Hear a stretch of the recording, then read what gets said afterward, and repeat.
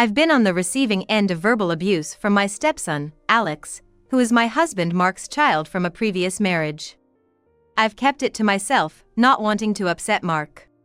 One day, when I flew back to my hometown, Mark got stuck at work and couldn't pick me up, so Alex came instead. But when he arrived at the airport, his response to my thanks was harsh. "I just can't do this." "What?" "Just seeing your face makes me sick. Breathing the same air as you feel like it could lead to a disaster. And the idea of my car smelling like an old lady, no way." He taunted me with a smirk. "If you buy me a new car, I might let you ride. But you don't have that kind of money, do you? You're just a parasite living off my dad." Grinning, Alex continued. "Parasites like you can't ride in my car. Walk home, it's only a 3-hour walk." "All right." As Alex walked away, I felt a wave of anger. "Watch out. You'll see what happens when you mock me." I'm Emily, a housewife who married Mark, a colleague, 10 years ago. We met when I transferred from the accounting department to sales administration, where Mark worked. We grew close working together and he proposed 2 years later. It was like a dream, but I didn't answer right away. It is because Mark was a widower and a single father with a young son, Alex. He had been raising Alex with the help of his parents. I carefully tried to bond with Alex by having meals together and going to amusement parks and animated movies. Alex was a quiet and unfriendly kid. It was hard to believe that such a cold and aloof child was the child of gentle and generous Mark. But I knew it must be hard for a boy at his age to warm up to a new mom. I decided to think, if Alex rejects me, we'll drop the talk of marriage. Surprisingly, Alex accepted me. "I don't dislike my new mom," he said shyly. So, Mark and I got married, and the three of us started our life together. Little did I know, problems were just around the corner. After a while, Mark hesitantly asked me, "Emily, would it be too hard to switch to part-time work?" "Why?" "Well, Alex has been feeling lonely in the evenings. He wants you to come home earlier." I knew that before we got married since Mark had told me that Alex had stopped going to school recently. He would participate in events but otherwise stayed at home. Alex never answered the reason. Neither Alex's friend nor anyone else could answer Mark's question. Mark and I read books about truancy and attended lectures, trying to figure out how to be supportive parents. We secretly hoped he'd go back to school, even after starting middle school. "The hardest part is for him. I hope he can go back to school soon," I was told by Mark, and we decided to watch over him warmly together. That's when Mark suggested I work part-time. So, I talked to my workplace and shifted from full-time to part-time. Maybe Alex felt left out being home alone, I thought. But then, Alex's attitude towards me changed drastically. It seemed like he waited for me to come home just to complain. "What's with today's lunch? Just leftovers and microwave meals? Isn't it normal to cook from scratch?" "I'm sorry, I didn't have time." "Oh, I'll make your lunchbox, the same one with mine. You can just heat it up." "Look, another shortcut. You could just come home during your lunch break and cook. I want fresh meals." As I struggled to respond, Alex smirked at me maliciously. "A mother should be able to do at least that." "All right, I got it." It takes 40 minutes to drive back and forth to work. My lunch break is just an hour. Even if I wake up early to prep, I end up with no time to eat my own lunch if I cook for him. Yet, I continued to sacrifice my break time to make Alex's lunch, hoping to make him happy. But instead of appreciating it, Alex frequently criticized me. "Can't you make the fried rice fluffier? It's nothing like the restaurants." Well, they are professionals, after all. Alex overheard and scolded me. "There you go making excuses again. Dad has to work to earn money, but you're just living off him. If you can't do the household chores properly, what are you good for?" "Sorry, you're right." Alex's smug smile widened. He also nitpicked over the cleaning and laundry, following me around as I vacuumed, making a fuss over a single hair on the floor or a slight wrinkle on a shirt. Is this how you think you're doing housework? Dad's too kind, but you're just slacking off. Do it properly. I bit my lip. Despite never lifting a finger to help, all he did was complain. As I stayed silent, Alex frowned in annoyance. What's with that look? If you have a problem, tell Dad. I'll make sure he knows you're verbally abusing me. When it was just the two of us, Alex would act arrogantly, but in front of Mark, he'd play the hypocrite. He never dared to behave like this in front of his father. Quiet and gentle? Far from it. Alex was mean-spirited and twisted. My dislike for him grew stronger every day. I worried about his future with such a character, then I realized something. Alex's tone was just like my in-laws. They've disliked me since the beginning of our marriage.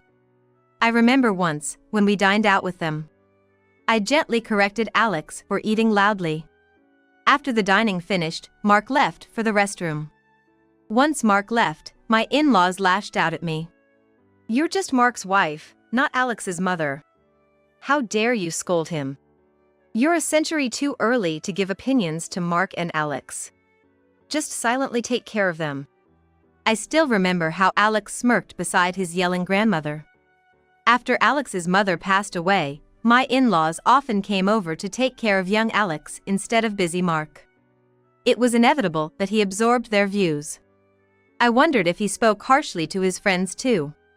Was his inability to fit in at school the reason he couldn't attend? My suspicions grew, but then I discovered a shocking truth. Alex wasn't unable to go to school. He didn't go because he didn't want to. I realized this when I overheard a conversation between Alex and his friend. I had come home early from work due to a fever. Although I had come home early from work due to a fever, I decided to make Alex's lunch, so I made pancakes and salad and delivered them to his room. As I was about to knock on his door, I heard him through it. While the others are bored in class, I'm leveling up and getting stronger. Gotta grab the best items. I listened as Alex laughed. I'm gonna ask Dad for a new game console and the latest game release. He thinks I'm distracting myself from the sadness of not going to school with games. Hilarious, right? I skip school because I want to play games. What an idiot. Unaware that I was listening, Alex cheerfully continued the conversation. My mom? She's convenient for doing chores. And when I'm annoyed, I can take it out on her.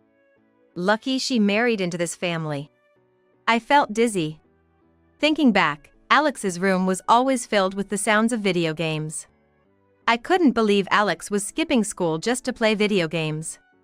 Mark had set a daily limit on his gaming time.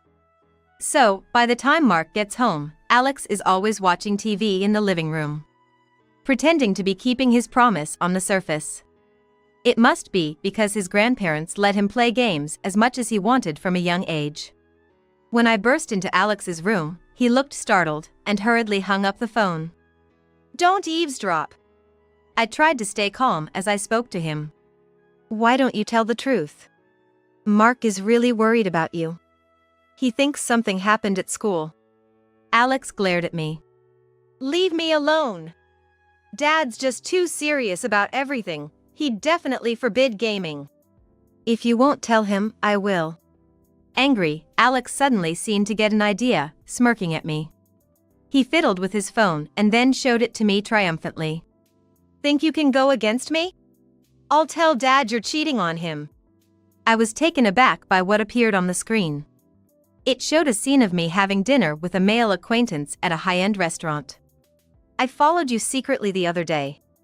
You were meeting your lover, weren't you? I quickly thought it through. If Alex showed this to Mark and shared his thoughts, it seemed likely to create a rift between father and son. I haven't betrayed Mark. Liar. I see through everything. I sighed and shrugged. Fine. I won't tell him. But you should, when you get the chance. Tell him you don't want to go to school, not that you can't. But my words seemed to have no effect on Alex. Since then, his rudeness only escalated. He either blatantly ignored me or showered me with sarcastic remarks. After Alex entered middle school, His attitude towards me became exclusively one of two things. You only know how to do housework, parasite. You married dad for his money, right? Women have it easy. Just charm a rich guy, get married, and then you can live leisurely. Cheating on dad with his money, that's the lowest. Ever think about who's providing for this house? When Alex entered middle school, we sold our apartment and moved to a suburban house. I hoped that his temper would mellow out a bit, but my expectations were disappointed. After all, he hardly went to school and ended up studying at an online high school. After graduating, he didn't get a regular job. He just took occasional part-time work when he felt like it. I had tried hard to bond with Alex early in our marriage, but I eventually gave up. I learned to ignore his insults when Mark wasn't around. One day, Mark came home from work and mentioned, "Alex wants to get his driver's license." I told him to save up his part-time earnings for it. Maybe having a goal will motivate him to work harder. He might even get a regular job once he's used to working.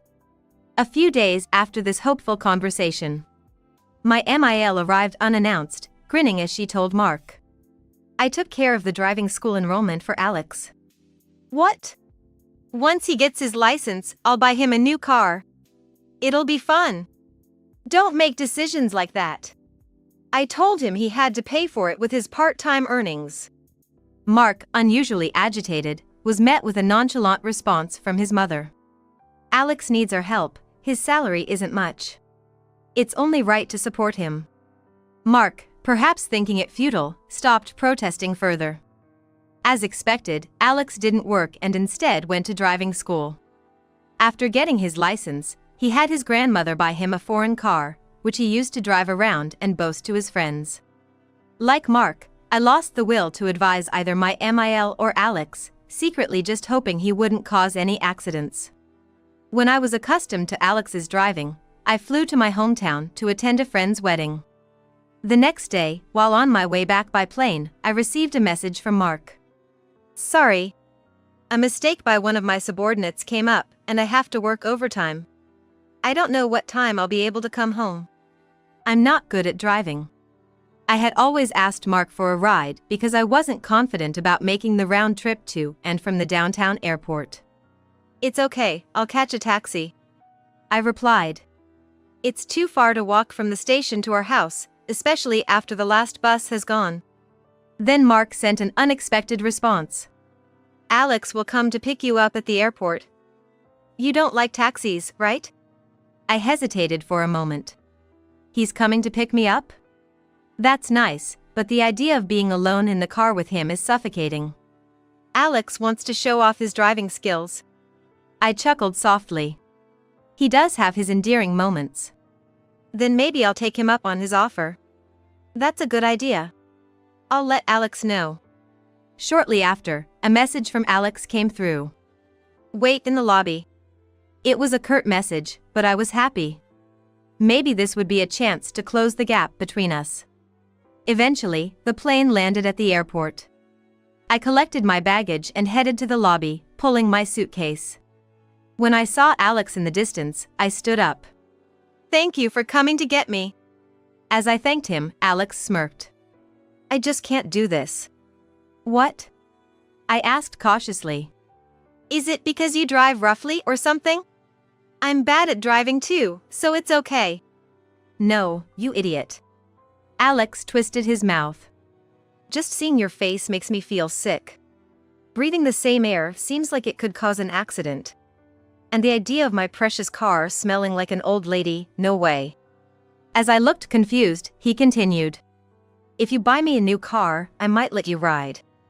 But you can't afford it, right? You're just a parasite living off my dad." Grinning, Alex added. "Parasites like you can't ride. Walk home. It's only a 3-hour walk." I stared at Alex's face. It took a while to comprehend his words. "Hey, did you get that? Is your brain okay?" "Yeah." "Oh, and don't tell Dad. Just say you walked home for exercise. Maybe this will help you lose some weight. You should thank me."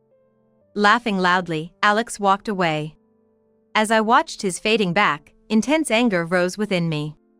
I had been enduring this, not wanting to upset Mark or ruin their father-son relationship. But I've reached my limit. Just watch. He'll see what happens when he mocks me. Walking home for 3 hours in the middle of the night is too much.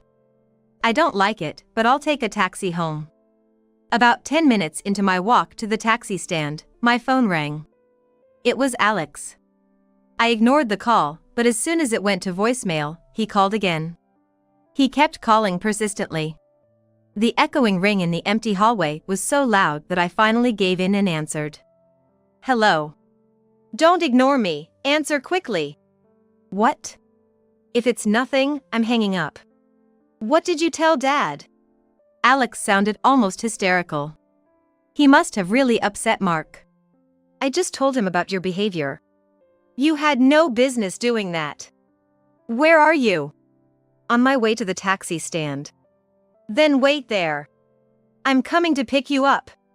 No need to trouble yourself. Oh, you've hung up. I was uneasy about facing Alex again, but going home alone might make things worse. Reluctantly, I waited at the taxi stand, and this time, we went back together. Strangely, my FIL's car was in the parking lot. Why so late? I wondered, entering the house to find Mark greeting me at the entrance. His gentle smile was comforting. Welcome home, Emily. I'm back. Is my FIL here? I called my parents. I know you're tired, but after you've put your suitcase in the bedroom and changed, could you come to the living room? I want to have a family meeting with them. Mark's serious face conveyed his firm resolve. I left my suitcase in the bedroom, changed, and headed to the living room where my in-laws were waiting. Right off the bat, my MAL started yelling. Why call elderly parents at this hour? Surely Emily told you to do this. Such a poorly mannered DIL. Exactly. There are better choices at work. Why did you marry someone like her, Mark? How long are you going to be under her thumb? My in-laws' insults made Mark's face darken. They had always behaved themselves in front of Mark. This was the first time they openly badmouthed me in his presence. Stop speaking ill of Emily, Mark said, his voice restrained, staring down his parents. I'm sorry for calling you so late, but I needed to talk tonight. Facing Alex and my in-laws, Mark and I sat on the sofa, beginning to talk with stern expressions. I asked Alex to pick Emily up from the airport, and he readily agreed. But then he said, Emily's taking a taxi home. She really said that? I called Emily, and she said she was left at the airport. Is that what you're upset about? My MIL laughed, shrugging. She should have just walked home. She'd have made it by morning. Exactly. She's just a DIL. Who does she think she is asking for a pickup? Alex and my in-laws exchanged nods, but Mark's eyes narrowed. He calmly placed his phone on the living room table and spoke firmly. The real issue is this image Emily sent me. My in-laws and Alex looked at the phone and instantly paled. When did you? Alex looked at his grandparents begging for help, but my in-laws just turned their faces away, remaining silent. Displayed on Mark's phone were messages between Alex and my in-laws. Alex, I heard from Mark you can't go to school. Are you unwell somewhere? Grandpa, Grandma, don't worry. I'm not going to school not because I can't, but because I don't want to. I mean, if I go to school, I can't play games, right? Well, that's it then. We thought Alex was just sensitive and found it hard to be with noisy teachers and friends. Don't tell Dad, okay? And, I want to spend money on games, but my allowance isn't enough. Would $20,000 be enough for now? I'll transfer it to your account without letting Mark know. It's natural for a child to play. That's fine. Just relax at home as much as you want. Thanks, you guys really understand. Grandpa, Grandma, thanks a lot. Mark, with a furious expression, and the silent in-laws and Alex listened as I explained. A few years ago, I saw this displayed on Alex's phone when he left it in the living room. I took a photo thinking of consulting Mark, but it was hard to bring up, so I just kept it. I was just a kid, so I didn't put a lock on it. It's the worst to sneak a look at someone's phone. Exactly. What a senseless deal. Who's the unreasonable one here? Mark shouted. With a look of indignation and frustration, he glared at his parents. Why would you give Alex such a large sum of money without consulting me? Well, he said to keep it a secret from you. The in-laws sulked.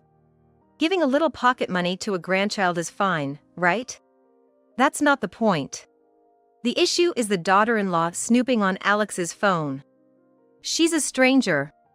I fought back against my outraged in-laws, my words laced with anger. Oh really? Then let's report Alex to the police for borrowing money without permission from a stranger. What? I operated my phone again and showed them a different image.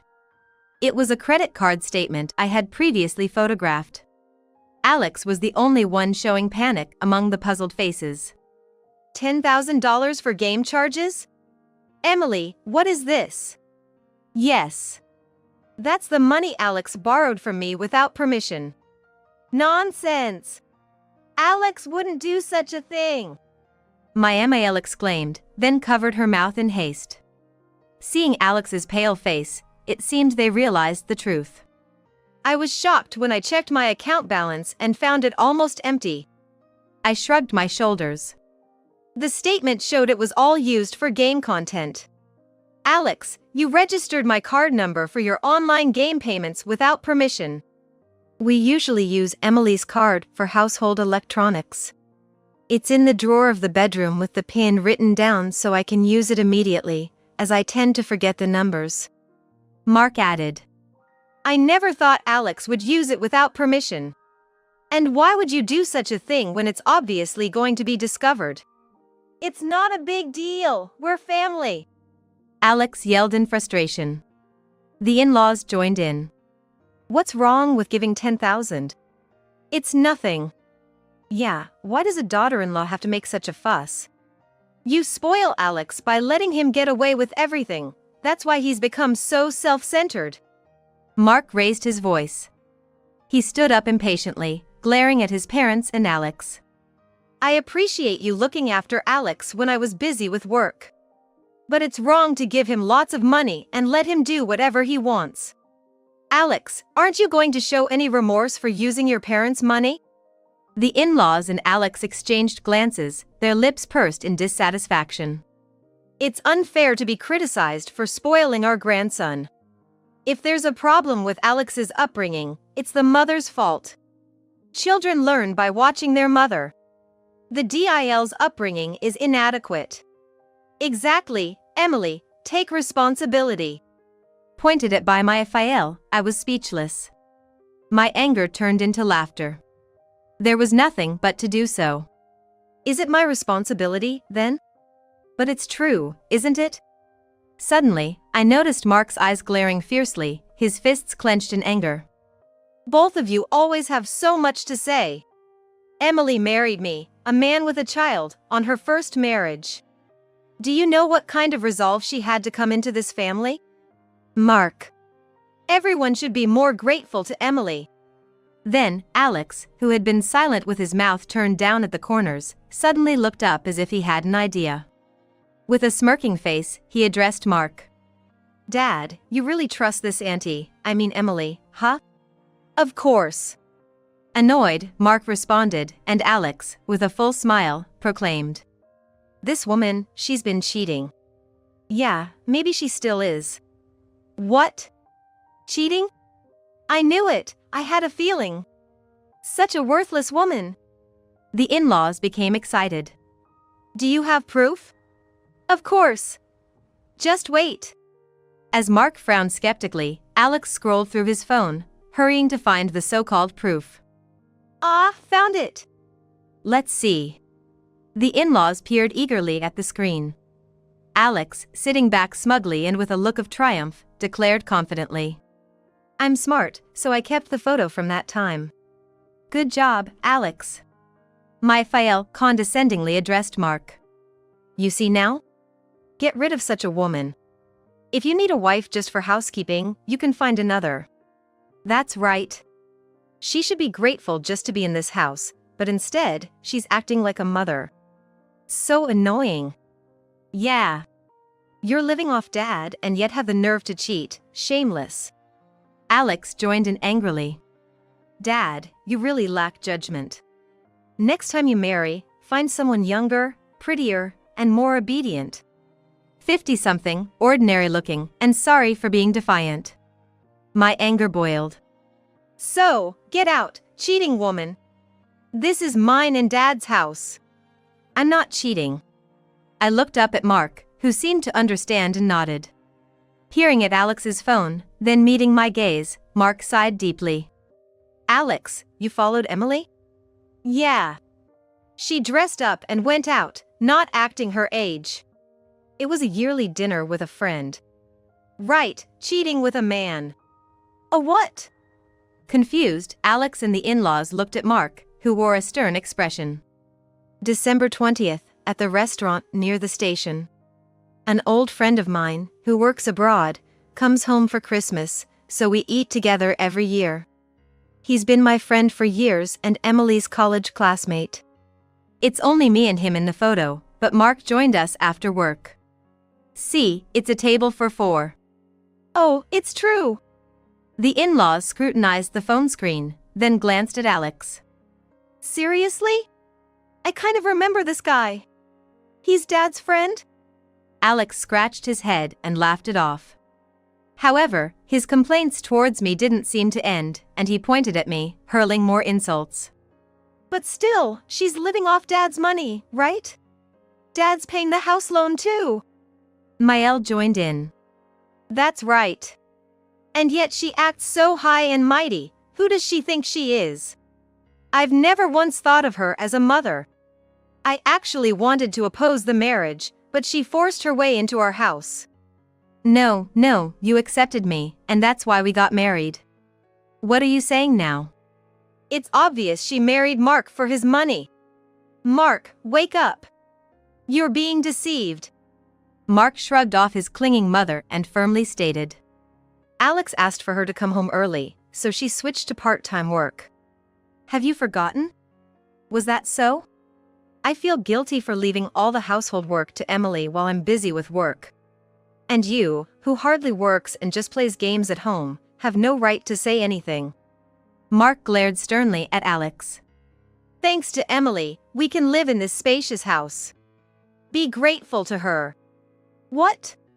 This house was bought by Emily. Alex's eyes widened. What do you mean? When Alex was struggling with school and staying at home, Emily suggested moving to a suburban house from our apartment near the station, thinking you would be more comfortable. Alex was speechless as Mark turned to him. Emily asked me to keep it a secret, not wanting to make you uncomfortable. But I should have told you sooner. Alex's face turned pale. Technically, it's Emily's and my house, since I contribute to the expenses too. By the way, Alex, have you paid even a penny towards living expenses since you started working? Wait, you're not telling Alex to leave, are you? The in-laws and Alex panicked. Emily, the cheating thing was just a misunderstanding, and we didn't know this house was bought by you. Right, Alex? Yeah, if you bought it, I don't need to leave. Alex smiled ingratiatingly at me.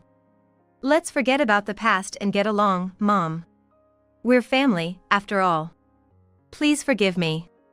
Looking forward to being with you.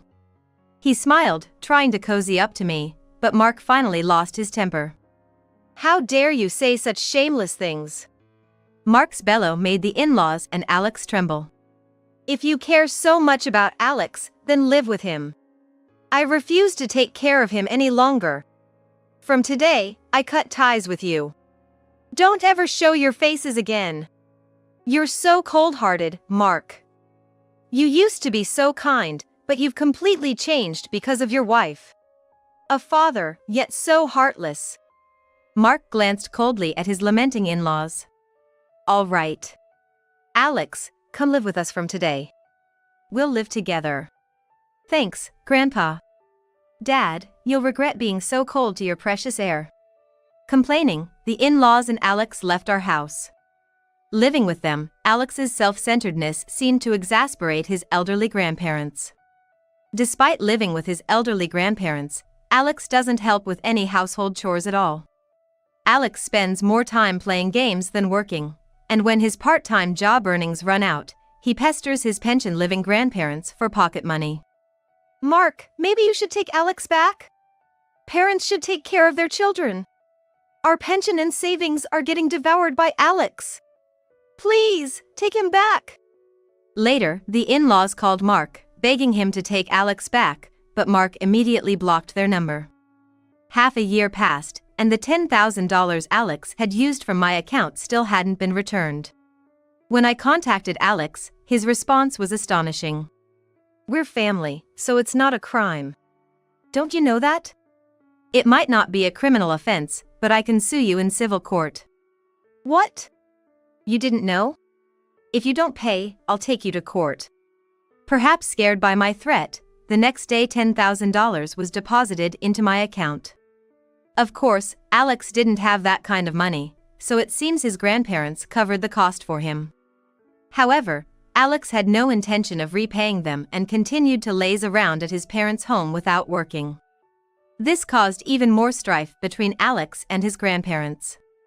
Recently, Alex and Raphael have been having big fights every day. Their quarrels have become so loud and frequent that the neighbors often call the police, and now the family is considered a nuisance in the neighborhood. A month after Mark kicked Alex out, Mark and I celebrated our 10th wedding anniversary at the restaurant where he had proposed, toasting with wine. I'm sorry, Emily, for all the hardship. Mark, you're still apologizing? It's okay now. Smiling, I reassured him, and Mark spoke in a soft tone. I had an inkling that Alex and my parents didn't think highly of you. I optimistically thought they'd warm up to you eventually. I never imagined they'd hurl such terrible insults at you. Thanks to you standing up for me, I feel relieved. Thank you.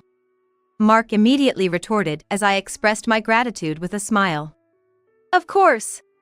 I should have cut ties with them sooner. I wanted to get along with your family. It's a pity. What are you saying? You are much more important to me.